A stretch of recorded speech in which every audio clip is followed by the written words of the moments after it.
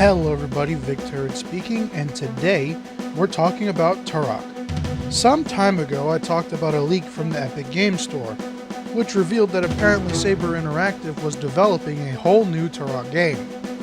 Well, that's all been confirmed at the recent Game Awards event.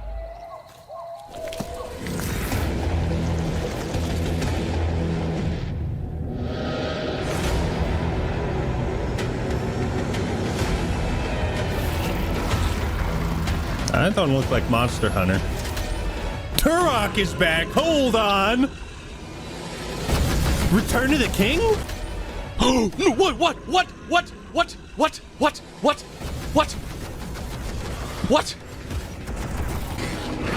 Hey, yo!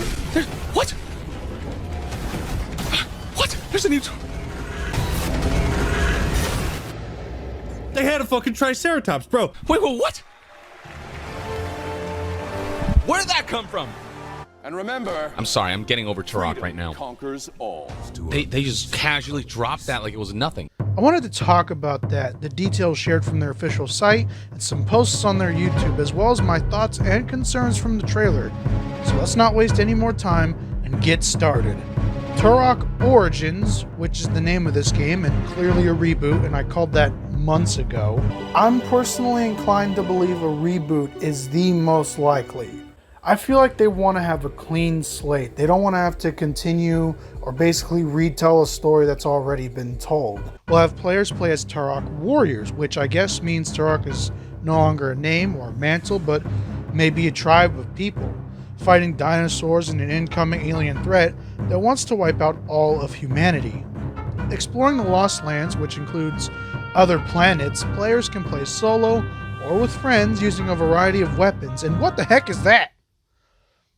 Oh yeah, the suits, I guess, can have this ability to take DNA from fallen enemies, and it can be used to create new suits with different abilities, like this Groot arm thing. As you can see from the gameplay, it's in a third-person perspective, which, while I even said I think it should be an FPS, I'm open to the idea simply because of games like Aliens Fireteam Elite and, of course, Gears of War. Both games I think are fantastic, and I'm sure the perspective isn't going to change my mind that this might be an enjoyable experience. The game looks epic. Graphics are on par with most modern games. The music is just fine. The trailer, unfortunately, is barely over a minute. So for me, it is too early to tell if the game will be good. I'm not sure when this game will be released, but it already has listings on storefronts with a T for teen rating, which is different, but again, I'm open to it just because T for teen isn't too far off sometimes. And wait, requiring an online subscription? What the fuck? That better not be true. Well, I'm glad they have a huge focus on weapon variety and tons of different enemies, including this alien threat that they talk about and showcase somewhat in the trailer. The suits are an interesting idea, even if they look kind of Wolfenstein-ish. But further gameplay is needed before I can give my full thoughts on it. The Groot arm's not giving me anything to work with here. It looks interesting, but again, I don't know what to say about it. The logo really takes me back to the N64 days, especially the eyeball replacing the O.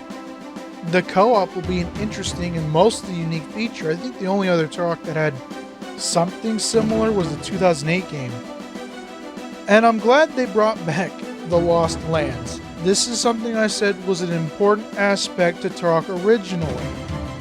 I do have some concerns though. The art style is kind of problematic. Some things look fine, but then you get some of the creature designs which just remind me of something like from Monster Hunter. Look at the T-Rex in this art, and if you take a quick glance, you might think it's that creature from Monster Hunter World. I mean, it looks a lot like it. But taken a little bit down into a further examination, and you will see the differences, of course. The Dilophosaurus or Spitter Raptor thing looks ridiculous with the frills going up and down. I mean, look at this thing. Look at this fish thing and the way it moves in the third-person perspective angle. It looks exactly like something I saw when I played Monster Hunter World. And then finally, the online subscription thing. This game advertises and boasts that you can play this game solo, and yet here it is telling me on this listing that I need a subscription to play. What the fuck is going on here? Turok has always been a story-driven experience with vast open levels to explore. Even the worst of Turok games did this. This game definitely has worlds to explore, but it concerns me with the subscription bit. Will the game require huge grinds or some other stupid shit from online-only experiences? I really hope not.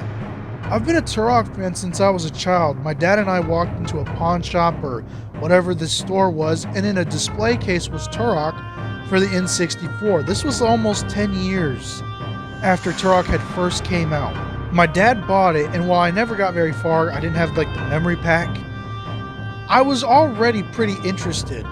Now as an adult, having experienced most of Turok's history, excluding Turok 3, and some of the Game Boy games, and obviously every single Turok comic, because that's a difficult task for somebody born in 1999 with not a lot of money to their name. I have been burnt out a lot, so many times from the Turok series. Evolution had boring enemies, and its interesting level and art design just couldn't save it from the tedious feeling I got while playing it. Every single level felt the same sometimes. Turok 2008, as I said, was just a generic shooter taking elements from other games rather than having its own identity, a problem a lot of first-person shooters had at that time. And then Escape from the Lost Valley.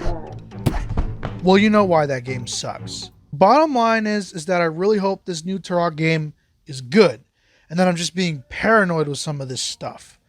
I'm sure I'm going to get countless comments on this video, so comment your thoughts below, and I'd be happy to discuss details about this game.